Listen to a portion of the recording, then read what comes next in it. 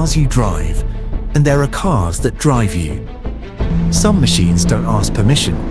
They simply exist on a level you have to earn. The Lamborghini Diablo SV naturally aspirated V12, 510 horsepower. No stability control, no electronic aids, no apology, just raw mechanical intent, bottled into something street legal.